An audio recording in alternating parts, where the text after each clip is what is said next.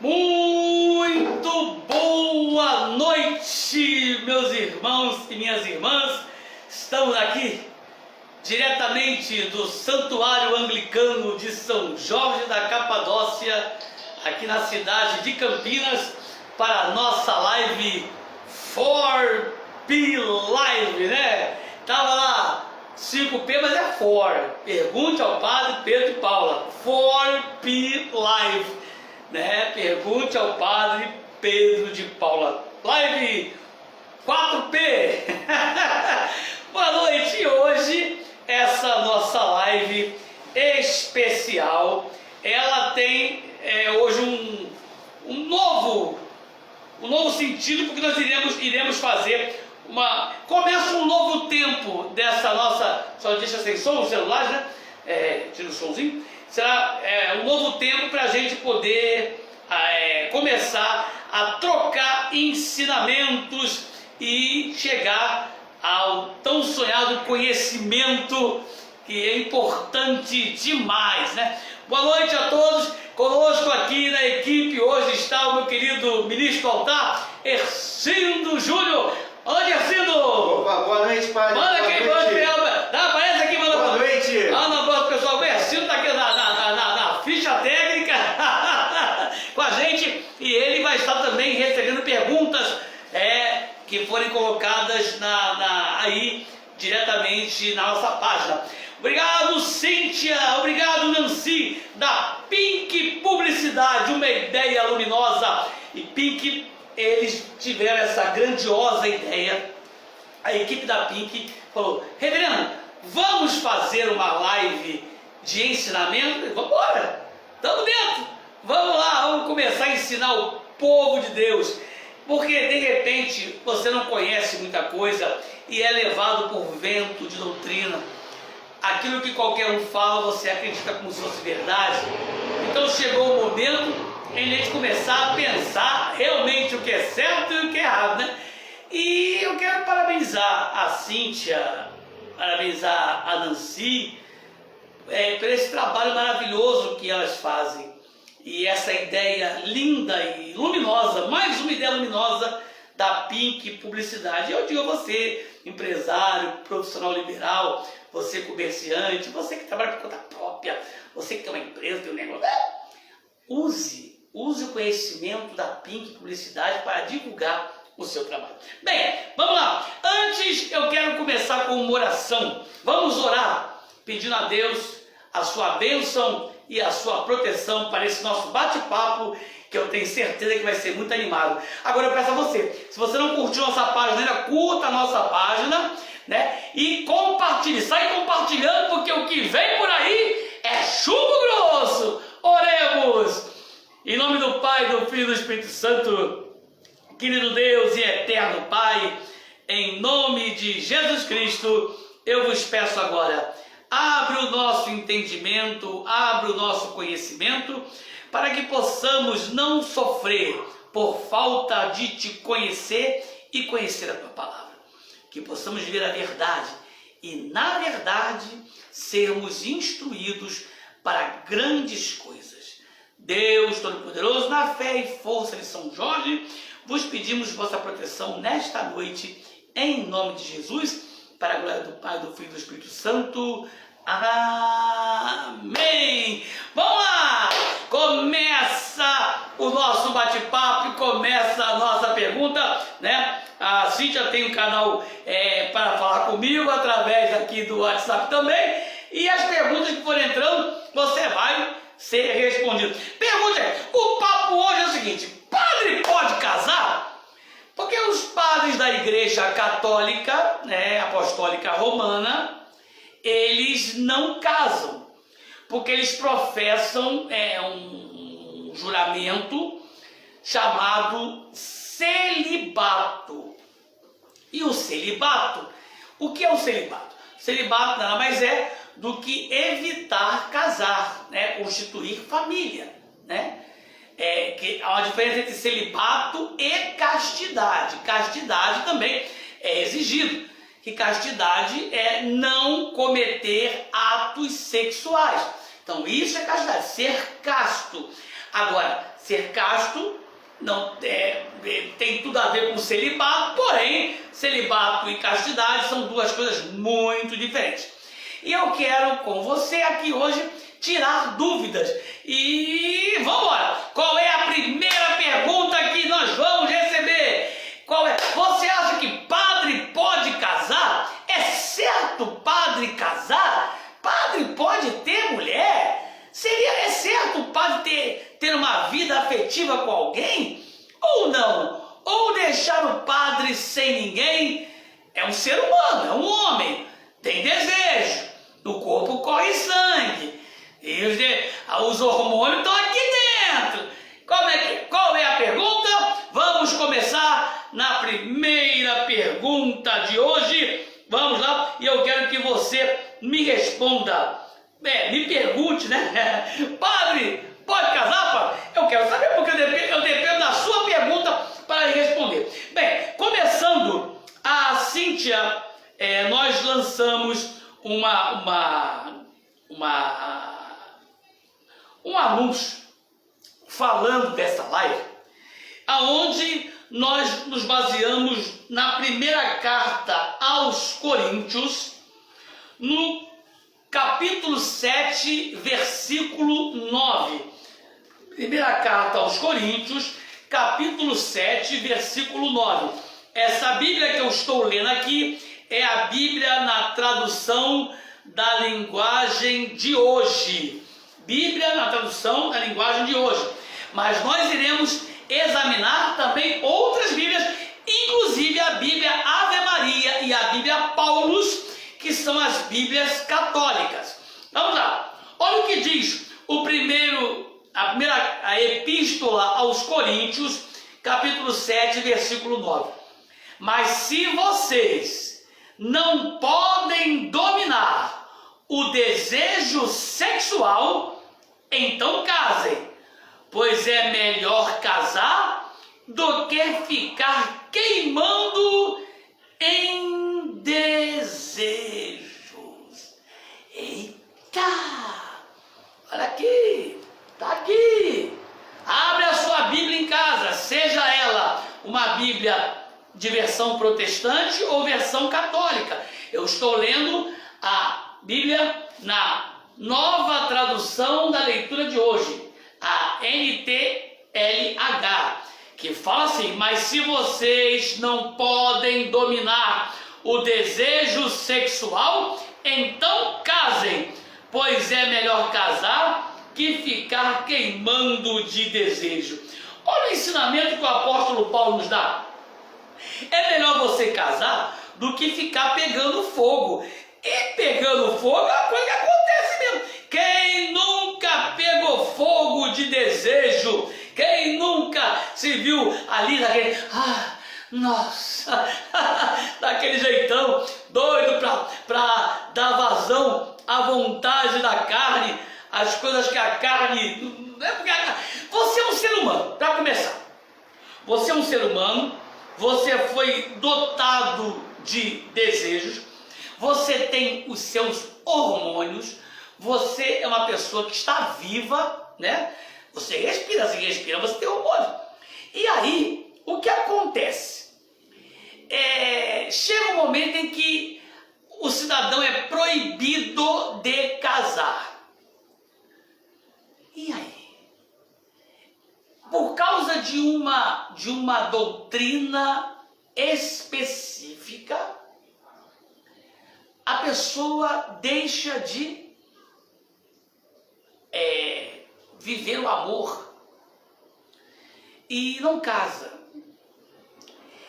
E você vê que o jovem sacerdote, e eu estou falando aqui, né, do sacerdote da igreja romana, ele, por volta dos seus 11 anos, começa a frequentar o curso vocacional, né? Começa a frequentar o curso vocacional. E aí, Cíntia, manda por favor para o WhatsApp, WhatsApp 97405, porque o outro que você está mandando está aí, eu estou lendo aí, então é melhor né? Esse aqui, para o normal, o que é de contato diário. Então, com 11 anos mais ou menos, o rapazinho já vai para o curso vocacional. Ao passar o curso vocacional, acendendo nele a vocação, ele começa a frequentar o seminário, passa para o seminário menor, logo depois vai aumentando a sua carga de estudos, ele fica no seminário maior, e quando ele sai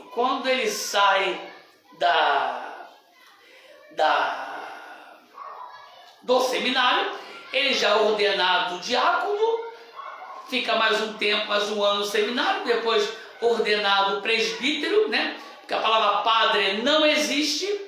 A organização da igreja é diácono, presbítero e episcopos, que são os bispos. Então, ele, depois de diácono, passa a ser um presbítero, né? Que na igreja católica romana chama-se de padre, na igreja anglicana chama-se de reverendo, na igreja ortodoxa chama-se de abuna, mas são os presbíteros, né? E então ele sai dali e já vai morar na casa paroquial, em uma paróquia, e ele não tem uma convivência familiar aprumada. Aonde está escrito na Bíblia, é a pergunta que foi feita, que é proibido casar? Em lugar nenhum não existe essa proibição. Pelo contrário, se você pegar a Bíblia no começo do livro do Gênesis, fala que Deus dá de presente Eva para Adão e fala o seguinte para eles: que vocês povoem a terra, multipliquem, encham a terra, sejam fecundos. Então não há nenhuma proibição de casamento, não há. Esta proibição não existe, ela não existe. Agora, o apóstolo Paulo fala sobre aqueles que, se quiserem, né, aqueles que se fazem eunucos. Eu posso me fazer eunuco. Uns fazem-se eunuco pela alma, né, no espírito, e outros da carne. Porque naquele tempo existiam os imperadores, os reis, os faraós, que eles tinham os eunucos, que eram homens que serviam ao rei e serviam à corte real, em que eles eram decepados, arrancavam o pilau, vapt. Isso é ser eunuco, Por quê? Com medo de que aqueles homens pudessem se envolver com as mulheres do harém, dos faraós, dos imperadores, dos governantes. Então existiam homens que eram feitos eunucos, cortava o negócio, ali o cara ficava a vida inteira, homem na postura, na força, mas sem instrumento musical. Acabou, parte, arrancava o negócio, não tinha mais. Então o que acontece? Então Paulo fala, existem uns que se fazem eunucos para o Senhor, porque querem, mas isso não quer dizer que eles não podem casar. E aí você vê que aqui em 1 Coríntios fala claramente: se não conseguem segurar o seu apetite sexual, é melhor que casem, pois é melhor casar do que ficarem se entregando a desejos desenfreados. Você imagina, gente, o que tem de homem cheio de desejo desenfreado? O que tem de homem cheio de tesão nesse mundo? É verdade, essa é a palavra. E aí, ali, reprimindo, guardando, e muitos fazendo coisas escondidas, né? Tendo relacionamentos escondidos, porque não podem assumir uma posição de casamento. Então, proibição de casar na Bíblia não existe nenhuma. Essa proibição, ela é coisa do homem. E daqui a pouquinho a gente vai falar por que é que se inventou o celibato. O celibato foi uma criação humana, uma criação. Eu respeito, é uma lei eterna, interna da igreja. É uma lei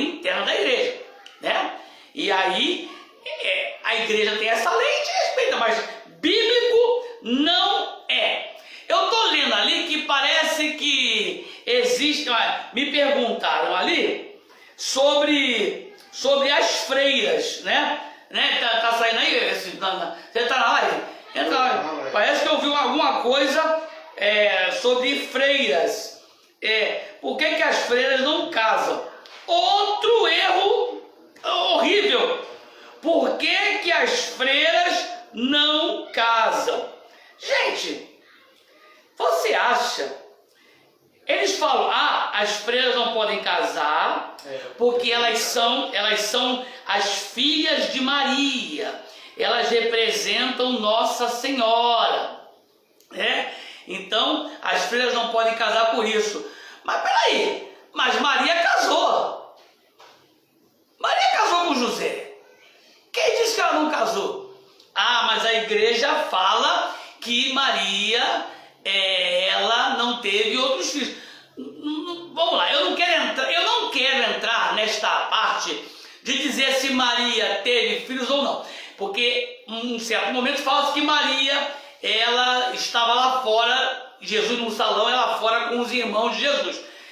Há questões teológicas que falam que José, ele era viúvo e Maria criou os filhos de José, né? Assumiu os filhos de José. Então vamos lá, Maria, por que Maria, ela não casou? Ela não foi uma virgem despojada por José? Então as freiras não podem casar porque representam Maria? Então, gente, por que fazer isso? E a gente vê que as freiras, na verdade, ficam servindo a igreja como praticamente serviçais, né?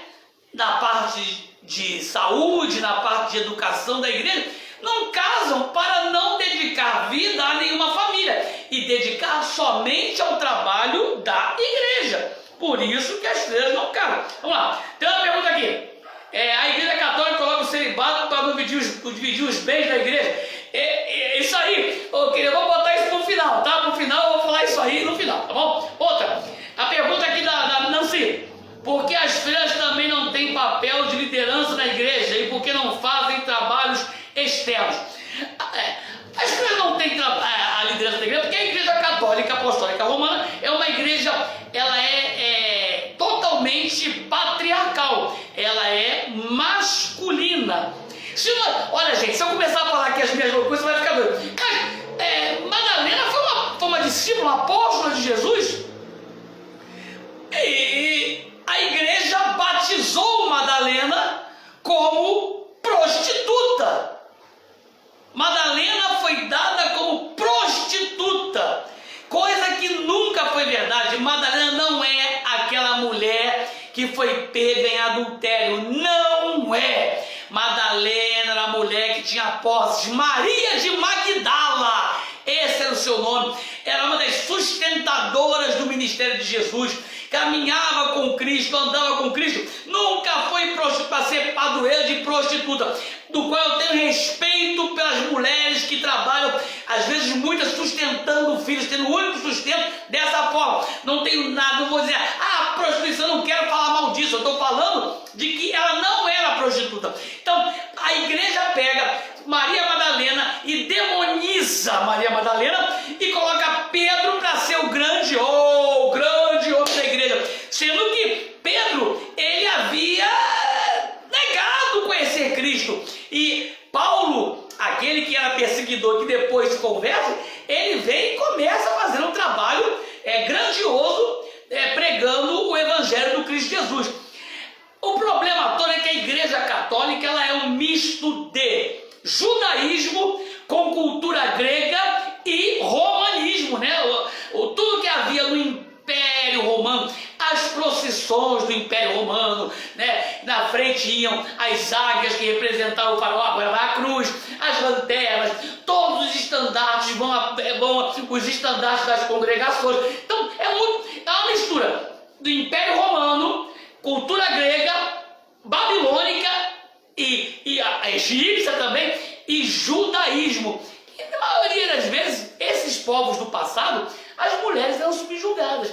Então, não houve uma evolução mental, né, vamos dizer assim, na igreja. E quando aparece um chamado diante de Cristo, né? Então, as freiras, elas são levantadas para trabalhar para a igreja. Elas são a base de sustentação dos trabalhos sociais da igreja. A pergunta aqui: na igreja anglicana é incentivado o reverendo a ser casado, assim como os evangélicos, pastores, para dar exemplo que precisa ser casado? Sim. A igreja anglicana, ela deixa muito livre. Você está mandando pergunta para a igreja? Não. Deixa muito livre essa questão. O celibato é opcional. Tanto é que existem pessoas que são reverendos na igreja anglicana, que eles têm uma opção diferente, sexual diferente da minha. Então, é opcional. A pessoa vai se manter celibatário ou não. Agora, a questão de ensinar, o incentivo a ser casado, sim. Como eu posso falar de algo que eu mesmo não conheço? Como eu, sacerdote, posso falar, tentar pregar sobre família, se eu não sei o que é família? Com 11 anos saí de casa, fui para o seminário, quando me formei e fui ordenado, vou direto para a casa paroquial, não convivi com família, só em tempo de férias. O que é um mês a cada ano para se ver o que é família? Nada. Então, para que eu possa falar de casamento, eu tenho que saber o que é casamento. Para que eu possa falar de família, eu tenho que saber o que é família. Para que eu possa pregar o que é vida a dois, eu tenho que conhecer o que é vida a dois. Se ser casado é tão errado, por que então nós pedimos que a Sagrada Família abençoe a nossa família, né? Abençoa, Senhor, as famílias, amém, abençoa a minha também. Eu creio na Sagrada Família, Jesus, Maria e José, minha família vossa é. Mas então o pai, como é que ele pode ter a Sagrada Família, pai, mãe e filho, se ele não tem isso? Então, os reverendos, eles são incentivados a casar sim, mas todos livres na sua opção de pensar o que querem. A igreja anglicana é muito aberta e não é ordenante, ela é instrutiva, ela instrui, ela não ordena, e cada um segue a sua caminhada. Realmente, eu não posso falar de casamento se eu não sei o que é casamento. Há casos de reverendos divorciado e casado mais uma vez com vários filhos? Sim! Há casos sim de reverendo divorciado? Sim! Claro que há! Porque até que a morte nos separe, mas a morte pode ser a morte do amor. Ninguém é obrigado a viver eternamente agarrado a alguém que se o amor morreu. Se o amor morreu, aí você diz, mas a Bíblia condena que case de novo. Sim, só que para sacerdote existe uma condição, que daqui a pouquinho eu vou te dizer, uma condição primordial. Agora, acontece, se o sacerdote for ganhar uns galhos de presente, tem que ficar com a mulher pro resto da vida?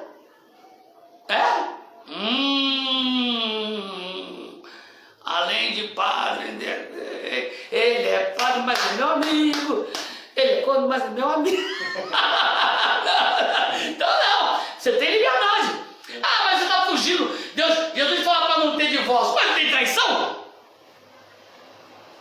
Mas se não tiver traição, não traição. No momento em que o amor acaba, já se tem uma traição. É adultério. Adultério é isso. Adultério não é só quando uma pessoa sai. Quando você adultera uma fórmula, já, né? Não é isso? Já é uma adulteração. Qual é a fórmula do casamento? Eu vi para você, você viu para mim. Nós nos amamos. No momento em que acabou essa fórmula, foi modificada, ela foi adulterada, já tem o adultério. Adultério não começa no quarto motel. Adultério começa quando o casal começa a não se entender mais e começa a adulterar a promessa feita no altar. Lembra, engano quem pensa que o adultério é no quarto de um motel com amante. Não, o adultério começa dentro de casa, quando se adultera a fórmula do casamento. Olha, tem uma pergunta aqui, ó. Uma pergunta. Por que as freiras também não têm papel de liderança na igreja? Eu respondi agora há pouco, porque elas são levantadas para serem auxiliares. A base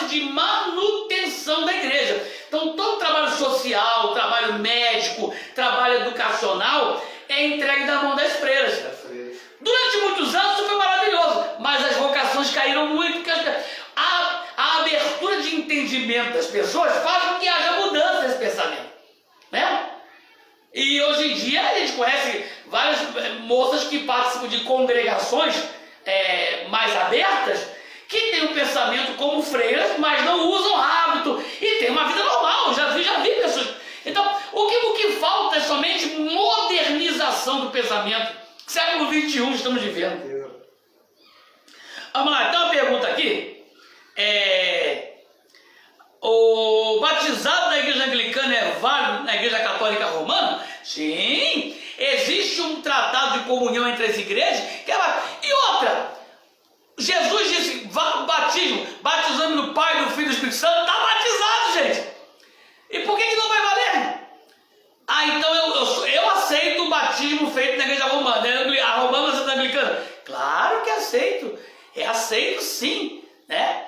Há questões da comunhão anglicana, de diocese, alguns padres com pouco conhecimento não sabem dos tratados de intercomunhão, né? E aí, a gente não sabe essa igreja, mas a igreja anglicana, ela é uma igreja válida, uma igreja com com sucessão apostólica, então vale assim como os matrimônios da igreja anglicana. Então, esse tratado de intercomunhão entre as lideranças, entre o arcebispo de Cantuária e o Papa Francisco, está valendo, como valeu com os outros também. Os outros papas, existe um tratado de intercomunhão.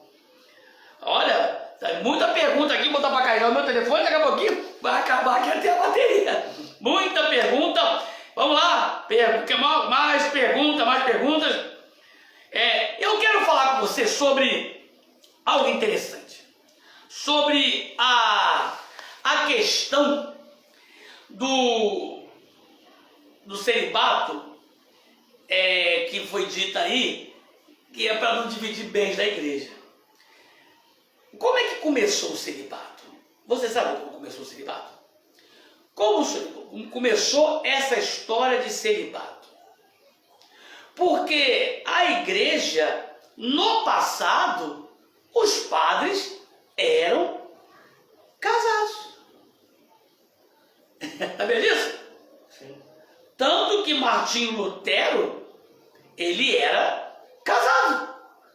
Então, o celibato, ele começou no concílio, ele começou a ser defendido no concílio de Latrão, em 1215, e ele ganhou força mesmo no concílio de Trento.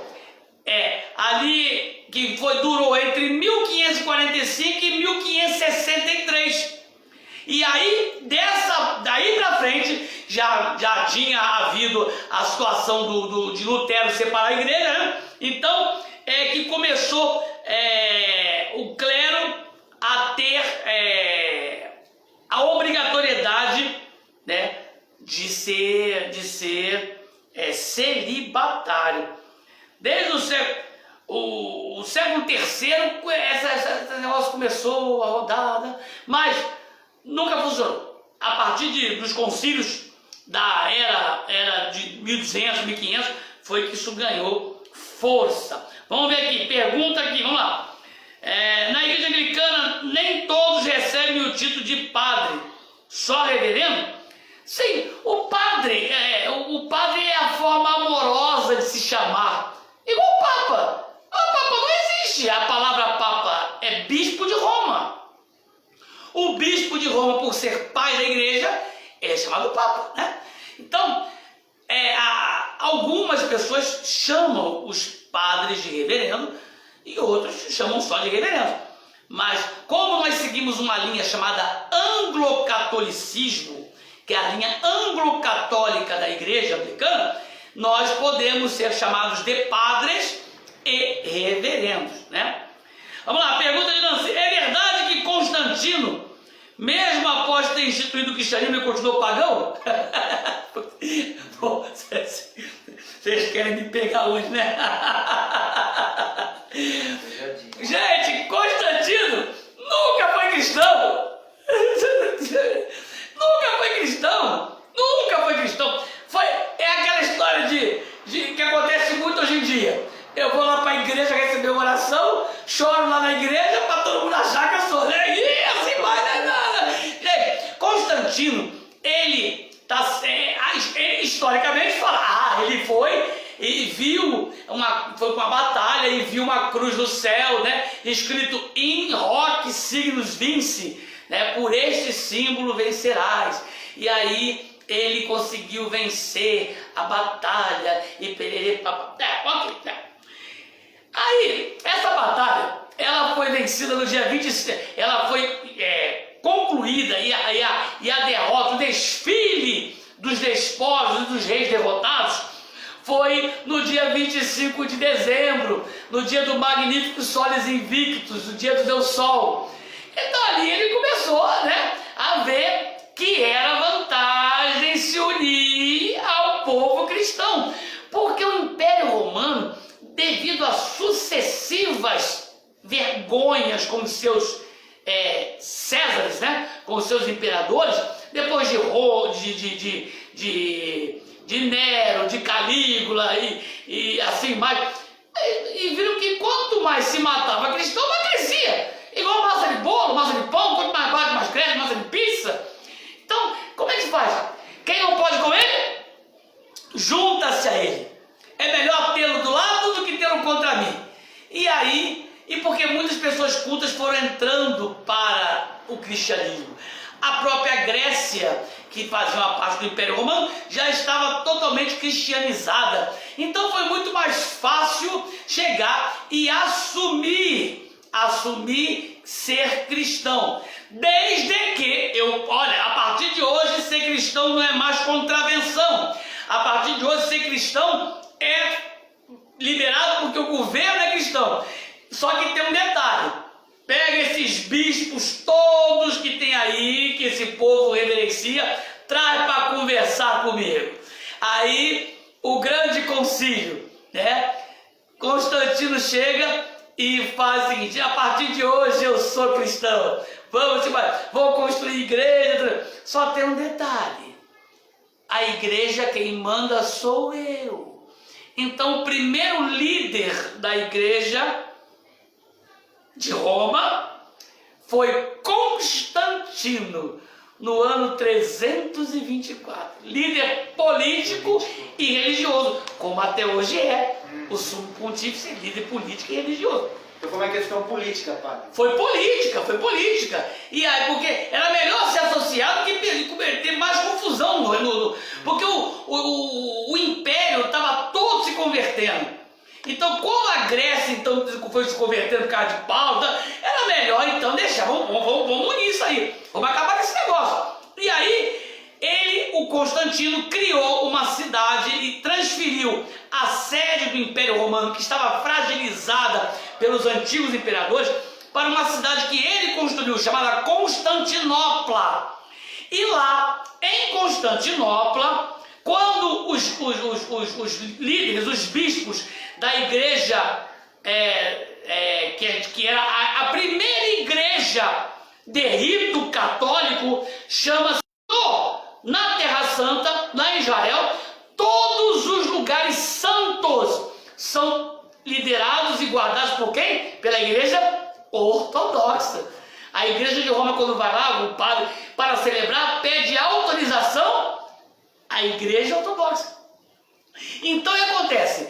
Quando Constantino chama para Constantinopla todo o povo para resolver como ficaria essa situação dele líder, sendo o primeiro Pontifex Maximus, né, que seria o líder, né, da igreja, os bispos da igreja da Grécia e os do Oriente não aceitam. E ali existe o cisma. O que é cisma? Separação. O cisma de Constantinopla. Nesse cisma de Constantinopla, os livros de história que falam isso, não sou eu não estou inventando. O livro do colégio, na carteira escolar, a gente aprende isso. No cisma de Constantinopla, há a separação da igreja do Oriente com a igreja do Ocidente. Que até hoje muitos não se falam ainda, né? A igreja do Oriente ficou com toda a parte da Síria, a parte de Israel, a Grécia, e assim foi. Tanto que na Rússia, a Rússia ela hoje voltou a aceitar o cristianismo e o presidente, né, o Putin, ele é ortodoxo. Ele é ortodoxo. Então, a igreja do Oriente é uma, a igreja do Ocidente é outra, com sede em Roma. Sede em Roma, é isso? Então, o que acontece? Constantino, ele nunca foi cristão, ele foi uma jogada política. Uma ocasião. Ocasião, tanto que muitos santos são comemorados em datas onde deuses do panteão romano e grego eram comemorados. Não tem um negócio que, Santa Bárbara, quando dá trovão, a gente pede para ela, porque era comemorado no tempo da deusa que era deus de raios.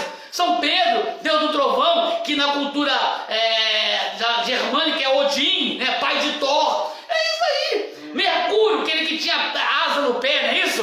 Quem era ele? Considerado apóstolo Paulo, porque ele vivia pregando, conseguiu uma rapidez incrível pregar no mundo inteiro. E assim vai. Então a gente vai vendo que Constantino tentou colocar dentro da igreja que ele passou a liderar um paganismo.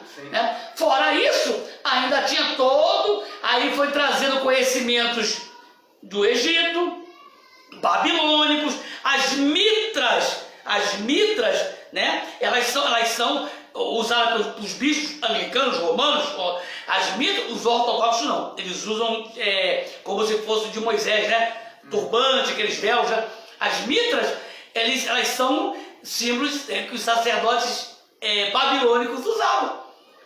O próprio IHS da Bíblia, da Eucaristia, no Egito, se falava sobre isso, que era a trilogia dos deuses egípcios: Ísis, Horus e Sete.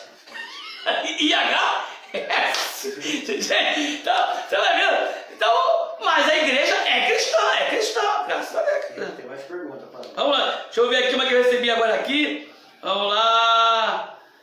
Perguntando se a reforma protestante ajudou a mudar a ideia do celibato. Sim, claro, que depois que Lutero deu o grito de independência dele, foram vendo que era melhor chegar e fazer esses caras não ter mais mulher, porque vai que foi a mulher de Lutero que botou na cabeça dele. Reclama, esse negócio não tá bom não, hein? Vamos lá, então, qual é a sua pergunta? Tem a Ione aqui também, ó. A Ione pergunta: padre, mas quem está no seminário tem que fazer os votos de pobreza, castidade e obediência? Nem todos. Só se faz voto de pobreza quem segue congregações franciscanas, né? Os padres diocesanos não precisam fazer voto de pobreza, fazem só de castidade e obediência. O de pobreza não. Pobreza, somente os franciscanos fazem voto de pobreza. Pai, inclusive eu conheço alguns padres católicos que têm grandes fortunas. Que não deveriam ter, né? Vai ter, né? Daqui a pouquinho, né? Vamos lá. Eu quero aqui também agora falar sobre algo muito interessante. Algo que vai trazer para você assim um negócio que é muito louco, muito louco. Padre não pode casar, não é isso? Né? Padre não pode casar. E bispo pode casar? Boa pergunta. Padre não pode casar, mas bispo pode casar? Para chegar a bispo não tem que ser padre antes? Qual é a linhagem? Diácono, presbítero, episcopo, não é isso? Para chegar a bispo, você tem que ser primeiro diácono, exercer o seu diaconato por um ano. Depois você é presbítero, como padre, e depois você chega, depois de alcançar a idade suficiente, você chega a bispo. Então, nós iremos agora ver aqui o que o apóstolo São Paulo fala a Timóteo. Ele dá um conselho para Timóteo que eu queria ver o que você pensa comigo aqui em relação ao que ele fala a Timóteo. Pegue a sua Bíblia agora, primeira epístola de São Paulo a Timóteo. Vamos lá? Capítulo 3, versículo versículo 1 diz assim, eu vou ler primeiro nessa aqui, na Bíblia protestante, né? A NTLH, leitura de hoje. Este ensinamento é verdadeiro. Se alguém quer muito ser bispo na igreja, está desejando um trabalho excelente. O bispo deve ser um homem que ninguém possa culpar de nada. Deve ter somente uma esposa. Epa! Ser moderado, prudente e simples. Deve estar disposto a hospedar pessoas em sua casa e ter a capacidade para ensinar. Não pode ser chegado ao vinho nem briguento, mas pacífico e calmo. E não deve amar o dinheiro. Deve ser um bom chefe da sua família e saber educar seus filhos de maneira que eles obedeçam com todo respeito. Pois se alguém não sabe governar sua família, como poderá cuidar da igreja de Deus? O bispo não pode ser alguém convertido há pouco tempo, senão ficará cheio de orgulho e será condenado como o diabo foi. É preciso que o bispo seja respeitado pelos de fora da igreja, para que não fique desmoralizado e não caia na armadilha do diabo. Mas essa Bíblia, queridos, e essa Bíblia aqui, sim, é o seguinte, é uma Bíblia protestante. Então a gente não pode levar em conta, pode? Ou pode? Bíblia é Bíblia, né? Bíblia é Bíblia, mas é uma Bíblia protestante. É uma Bíblia que é lida em igreja evangélica, né? Mas o que será que está escrito na Ave Maria? Porque aqui nós temos a Bíblia da linguagem de hoje, nós temos a Bíblia de Jerusalém, que fala a mesma coisa, mas... E o que diz a Bíblia Ave Maria? A Bíblia Ave Maria. A Ave Maria é a Bíblia dos católicos, né? Sim. Vamos ler a Bíblia católica? Vamos ver. Vamos ver? Vamos ver o que diz na Bíblia Ave Maria. Eu acho que fala diferente, hein? Será, pai? Na Ave Maria não pode falar isso aí que está falando aqui. Não pode. Porque se falar o que está falando aqui, vai contra aquilo que prega a igreja. Com certeza. Né? Você quer ler ou eu leio? Pode ler, pai. Eu leio aqui? Então vamos lá. Primeira Epístola de São Paulo aos Timóteos, né? A Timóteo, capítulo 3. Se você tiver em casa aí a Bíblia Ave Maria, ou tiver instalada no seu aplicativo de celular, leia comigo. Leia a Bíblia Ave Maria. Vamos ler? Vamos lá. Eis que uma coisa é certa. Quem aspira ao episcopado, o que é episcopado? Ser bispo, né? Saiba que está desejando uma função sublime, porque o bispo tem o dever de ser irrepreensível, coisa que alguns não são, né? Casado uma só vez. E agora? A Bíblia Ave Maria está falando que o bispo tem que casar, mas se o bispo tem que casar, para chegar a bispo tem que ser o que antes? Diácono. E depois padre, para depois bispo.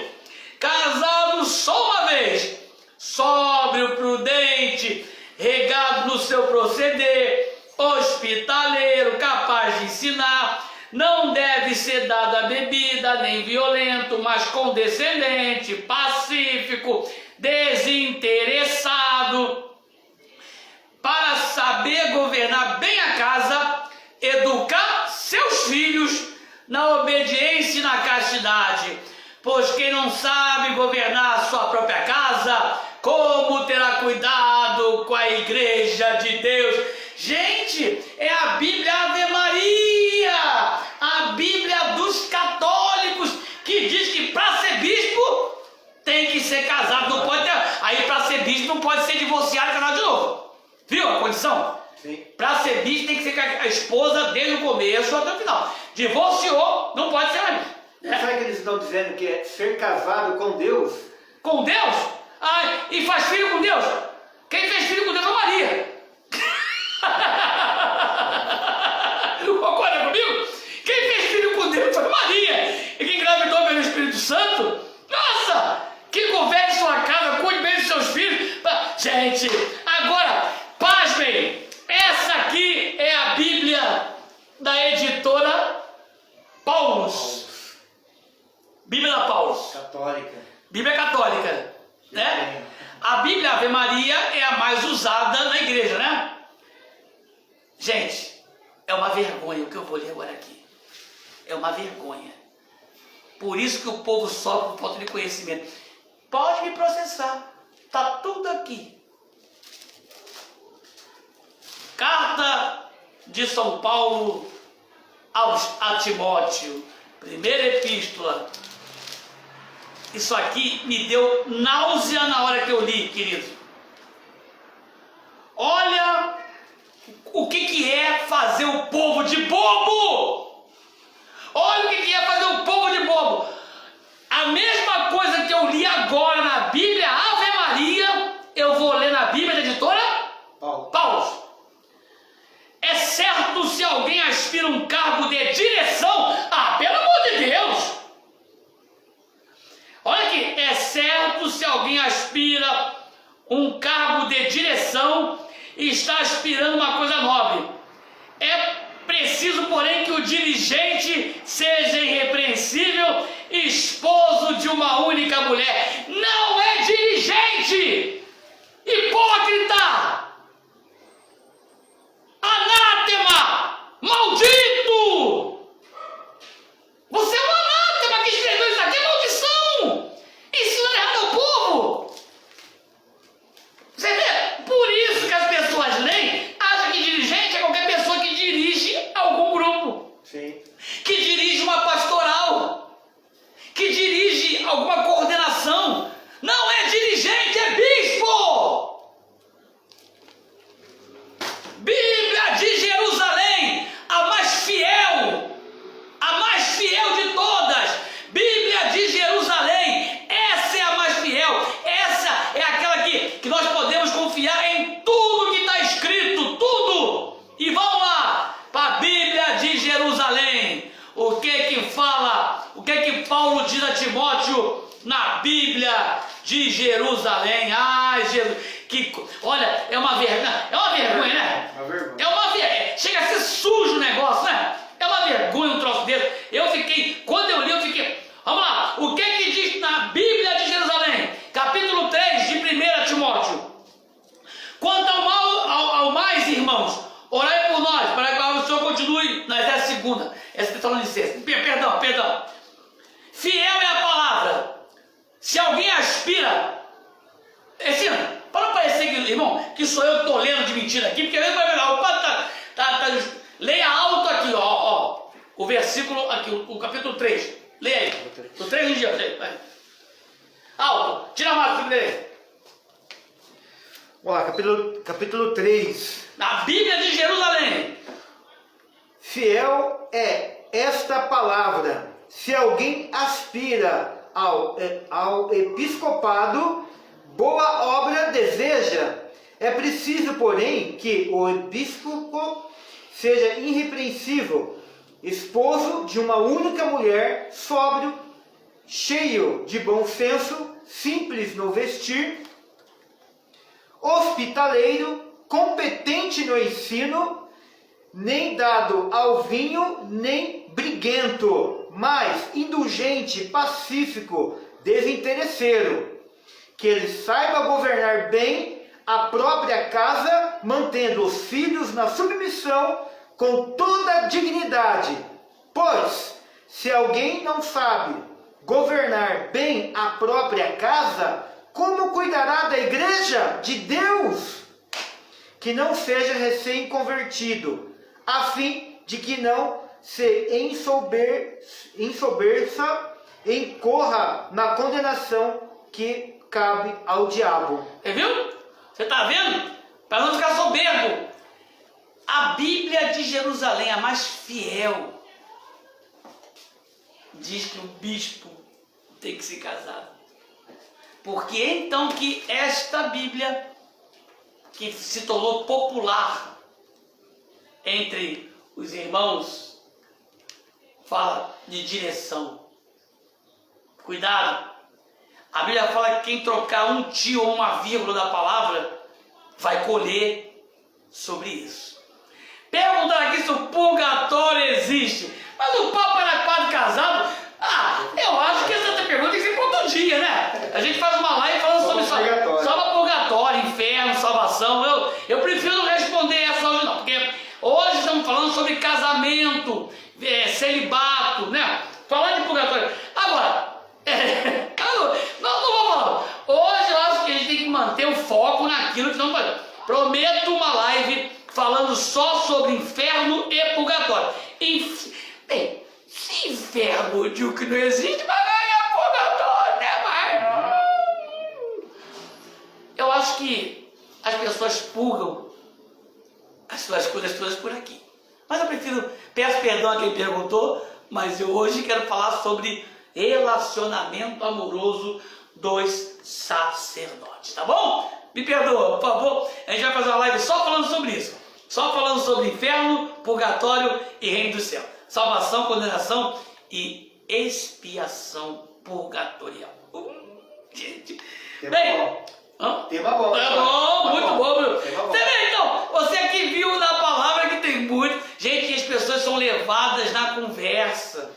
Então quer dizer que houve uma tradução mal feita da Bíblia. Isso, mal interesseira, né? Interessantemente. Porque é mais fácil eu mostrar para você aquilo que eu quero que você veja. Uma mentira dita várias vezes se torna verdade. Já dizia Adolf Hitler, né? Se torna verdade. Você mente, vira verdade. Agora, se eu tenho alguma coisa já inspirada, né, para poder colocar, incutir na cabeça do povo, como é que eu faço? É a literatura. A literatura que vai levar, né? Então as pessoas passam a entender aquilo que eu ensino. Gente, aonde está escrito liderança? Então a gente vai pegar a Bíblia, a Ave Maria e jogar fora. Porque só essa aqui é a verdadeira? A Bíblia de Jerusalém então é mentirosa? Verdade. Complicado. É para se pensar. Bem, eu digo a você, padre pode casar? Padre não. Padre da Igreja Católica Apostólica Romana não pode casar. Por quê? Porque eles seguem uma lei interna. O celibato não é sacramento, é voto interno da igreja. O padre anglicano, o reverendo, pode casar? Pode. Pode. É melhor casar que se abrasar. É melhor casar que ficar inflamado de desejo.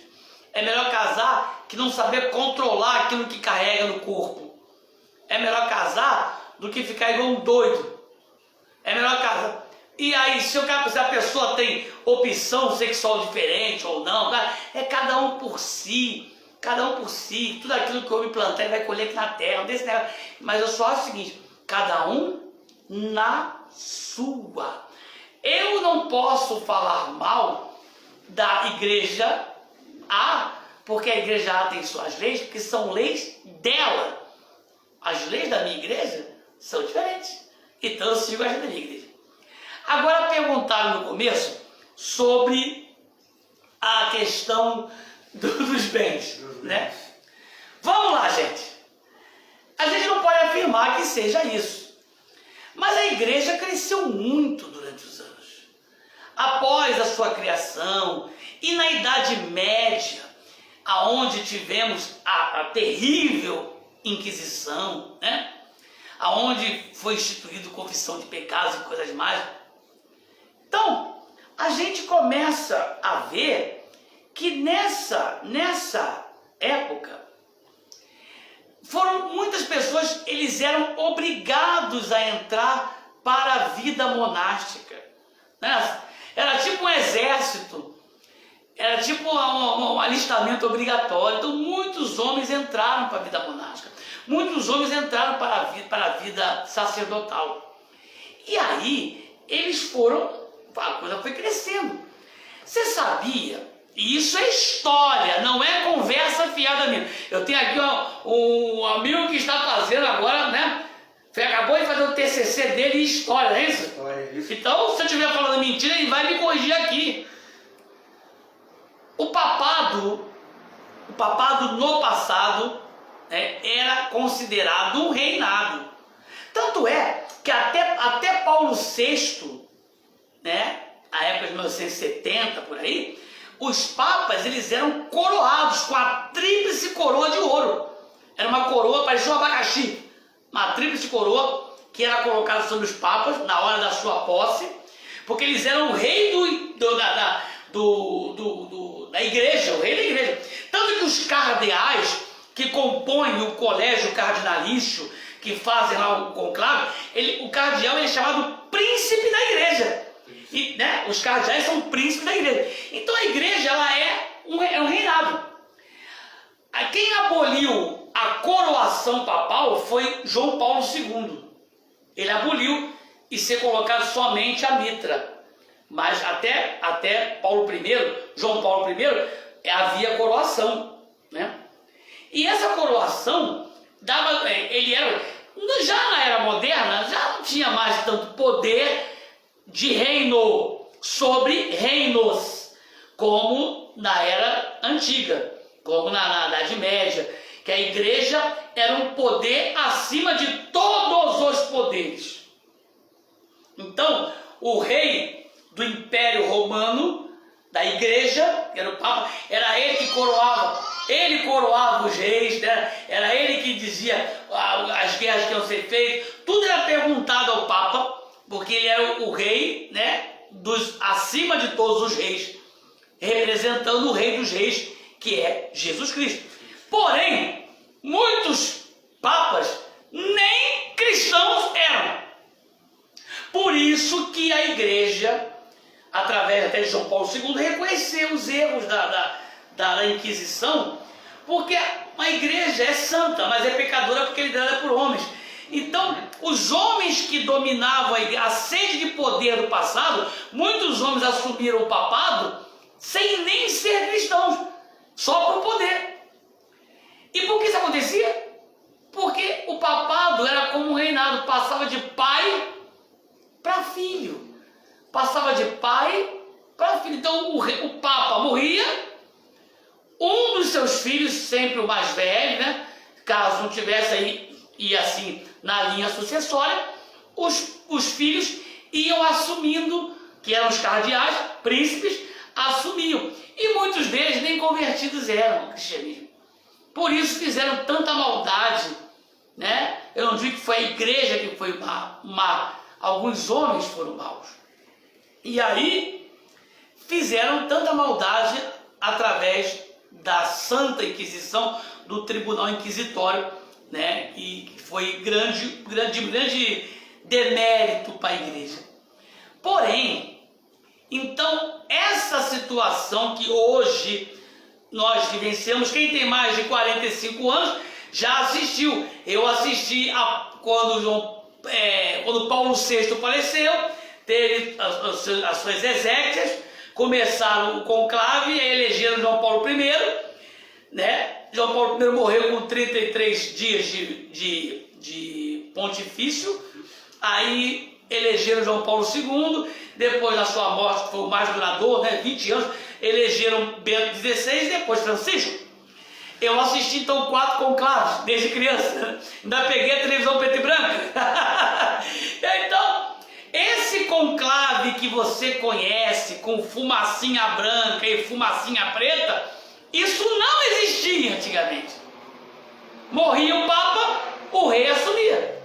Tanto que dizem que em a história conta sobre até uma papisa, né? Sim. Lucrécia Borgia, que o cardeal Borgia, o Papa Borgia morreu, o outro parece que também morreu, e só sobrou Lucrécia.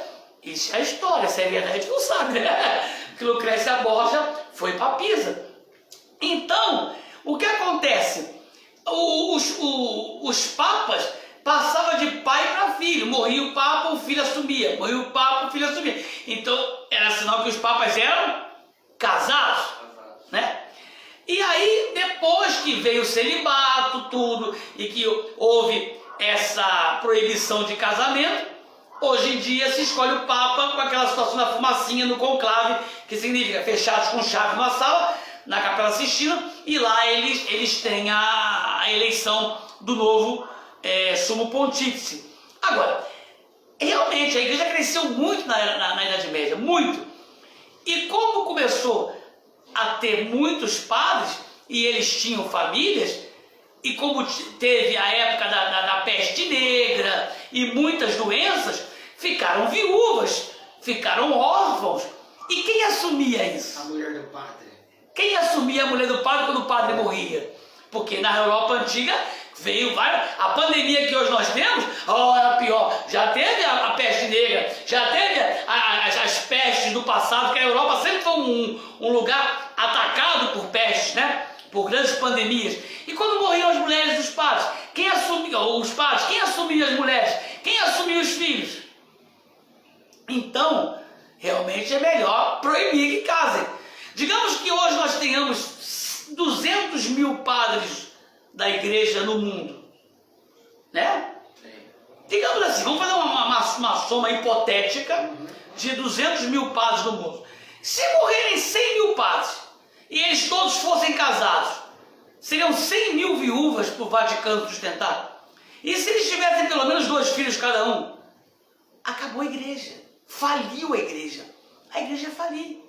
Então eu acredito até que seja uma forma de proteção à igreja, para que ela não acabe. Porque, querendo ou não, não se pode negar, a igreja sempre teve um papel primordial na questão de saúde, no continente africano, na questão de educação. Teve seus erros? Teve, mas também teve seus acertos, né? Se hoje, quantas congregações no mundo que tomam conta de hospitais? Quantas congregações tomam conta de colégios, orfanatos? Então, a igreja também precisa... se ela quebrar, como é que ela mantém tudo? Né? Então, a gente vê que a coisa é complicada, mas pode... Tem uma informação aqui, ó. Hoje existe 406.411 padres no mundo. Nossa, 406.411 padres. Você imagina se a metade fosse casada? Era 203 mil padres casados. Imagina se eles se separam ou se eles morrem. Quantas mulheres e filhos eram para ser sustentados, né? Com certeza. Então a gente pensa nisso. Agora, que é uma maldade Agora, voltando a falar de Papa, a igreja não reconhece, esconde que Constantino foi o primeiro Papa, né? Que foi o criador da igreja de Roma, né? Então, se a igreja ela foi criada por Constantino, o primeiro Papa, ele era casado, ele tinha mulher, de repente mais que uma. Só que a igreja fala que o primeiro Papa foi São Pedro. Você sabia que um dia Jesus curou a sogra de Pedro? Jesus entra na casa de Pedro à tarde, depois de fazer vários milagres, e quando chega lá, a sogra de Pedro estava com febre. E a Bíblia diz que Jesus impôs as mãos sobre a sogra de Pedro, e a sogra de Simão Pedro foi curada da febre e passou a servir Jesus e os discípulos naquele momento. Peraí, se Pedro tinha sogra, Pedro é o quê? Casado. Uai, só! Se Pedro podia ter, por que o padrezinho coitado da roça não pode ter, gente? Ô, gente! Deixa os homens casados! Então, se Pedro era o primeiro Papa, que não foi? Pedro foi o líder da igreja cristã. O começo da igreja cristã foi Pedro. Jesus entregou chave da igreja. Olha, tu és Pedro, e sobre esta pedra que ele falava, ele não falava, ele falava sobre ele, o próprio Cristo. Cristo era a pedra. Ele falou assim: tu és Pedro, mas sobre esta pedra eu edificarei a minha igreja. Né? E aí, Pedro, ele começa a pregar, né? Mas o bispo de Jerusalém era Tiago, o irmão de Jesus.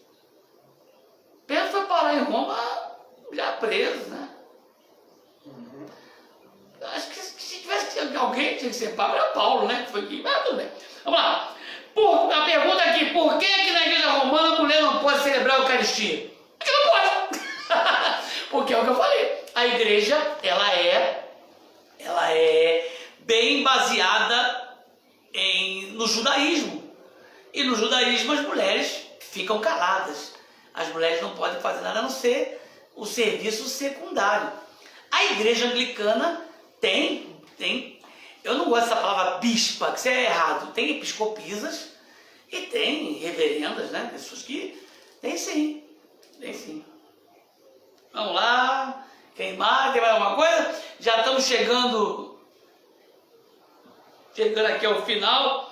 Daqui mais alguns minutinhos, vamos acabar com a nossa... então, Pedro era casado. Se Pedro era casado, é que o pessoal não pode casar, né? Bem, eu acredito que nós conseguimos hoje deixar uma mensagem. Padre Pedro, o senhor é casado?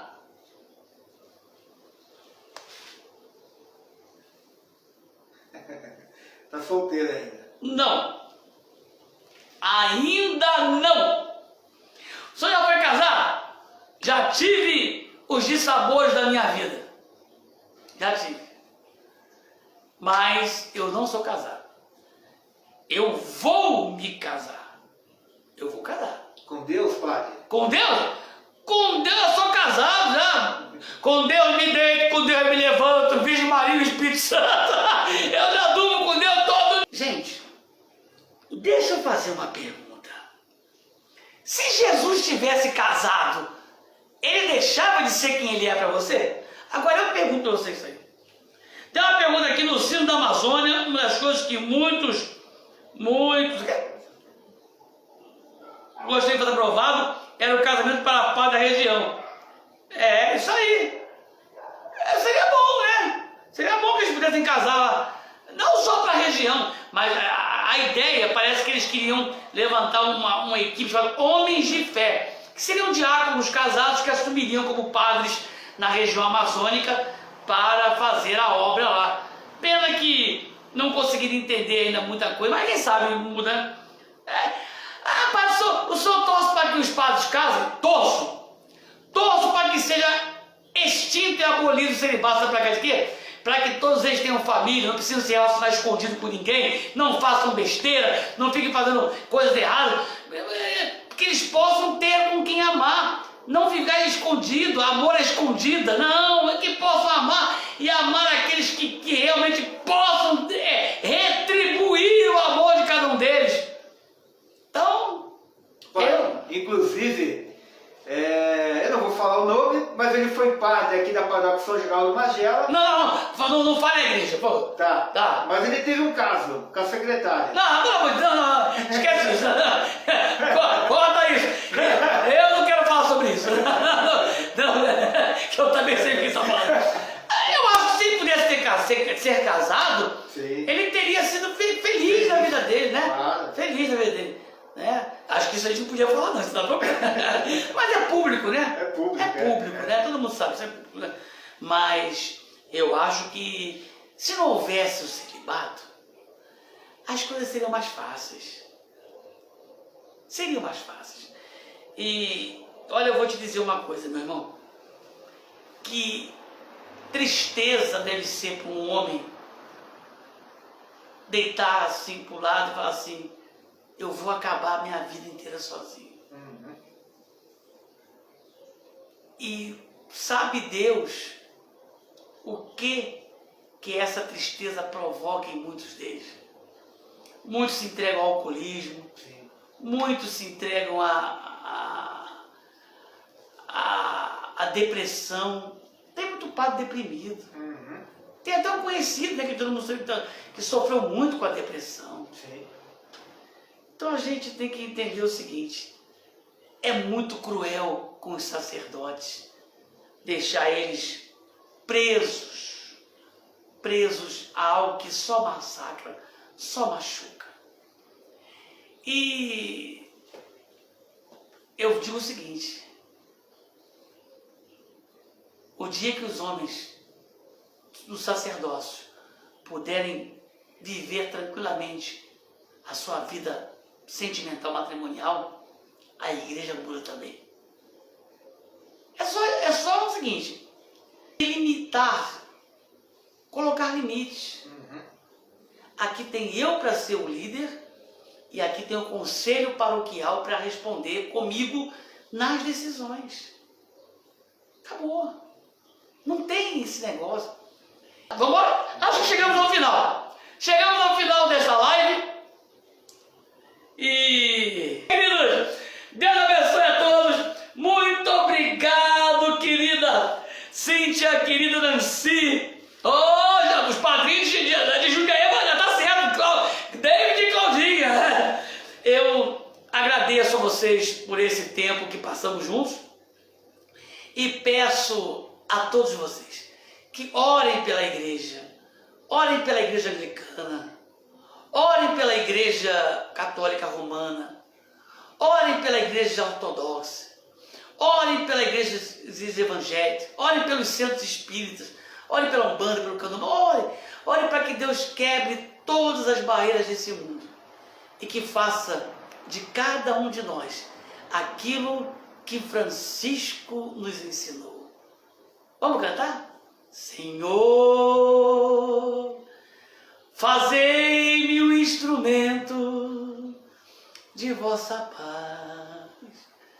Onde houver ódio, que eu leve o amor. Onde houver ofensa, que eu leve o perdão. Onde houver discórdia, que eu leve a união. Onde houver dúvidas, que eu leve a fé. Onde houver erro, que eu leve a verdade. Onde houver desespero, que eu leve a esperança. Onde houver tristeza, que eu leve a alegria. Onde houver trevas, que eu leve a luz. Ó Mestre, fazei que eu procure mais consolar que ser consolado, compreender que ser compreendido, amar que ser amado, pois é dando que se recebe, é perdoando que se é perdoado, e é morrendo que se vive para a vida eterna.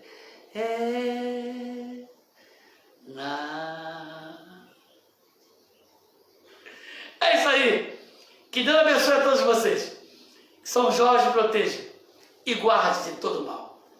E que nós possamos terminar toda essa luta que o mundo vem passando de cabeça erguida e com muita alegria. Exildo, muito obrigado por estar comigo aqui, participando. Obrigado, obrigado, Cíntia. Obrigado, Nancy, da Pink Publicidade, uma ideia luminosa. Obrigado por essa ideia desta live 4P Live, a live 4P. Beijo, fui, salve Jorge!